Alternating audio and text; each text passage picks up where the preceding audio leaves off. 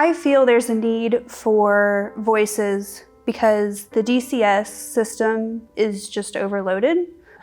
We have so many kids and so many families who are living in environments and just in survival mode. And Voices is a charity organization that recruits, trains, and supports volunteer advocates. The drug epidemic has caused a huge increase in the number of neglected children.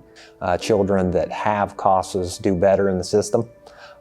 Generally, their cases don't take as long, and then they really have a true advocate. To let them know they're not alone, to let them know that we're there for them. There is a need for an organization like Voices because it allows for different perspectives to be brought to the table. And I feel Voices and CASAs and specifically put the heart back into these cases. The reason that CASA is needed in a courtroom is there's children at times that do want to go to court, but they're scared, and we sit with them. And that voice is so valuable because it gets to speak for the child. The CASA is the one who, in a room full of people who aren't speaking up, the CASA is the one who does. This is our first case that has had a CASA representative, someone to speak for the kids, and it was monumental in changing the course of the case. For the kids that are on our wait list and we can't serve, it's just gut-wrenching because there is such a difference when there's a CASA involved. I mean, imagine being a kid that every adult has failed you, and we're it. I mean, we change everything for these kids. We have a team of 80 volunteers now, so all of us together for Voices for Children, there's 100 people who are fighting in the trenches every day for these kids. We have to help them overcome the fear of not being loved, of not having a home. It's different. I mean, the CASA is different in the whole brood of people that are involved in these cases. These kids have so many people in and out of their lives, and they have no idea why any of them are there. It just feels like a bunch of people coming in and acting like experts in their lives.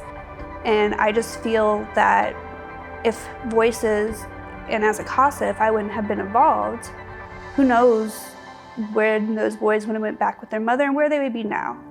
I'm assuming if they would have went back with her, it wouldn't be long before there was another Chins case with their names on it. Everyone in the courtroom was brand new to what was going on, except the CASA.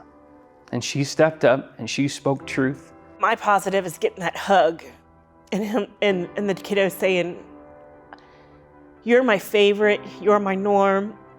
I feel like I'm called to come alongside them and help them. The more CASAs we have, the better off I personally feel that I can do. And we can't undo the stuff that they've been through, but what we can do is stand there with them while they go through it, and we can make sure that we are fighting to give them the best future they can have. CASAs help the court, period. I knew from an early age that I wanted to help kids who were struggling. And when I found out what CASA was, I had never heard of it. When I found out what it was, I immediately signed up for the next class. We have created this program that has 100 people now in our 2 counties fighting on a constant basis for hundreds of kids. There are no words to describe it. So this has presented personally the opportunity for me to fight for somebody else that needs a fighter. What we know for sure is that if we do not step in and help these children, this stuff does not fix itself.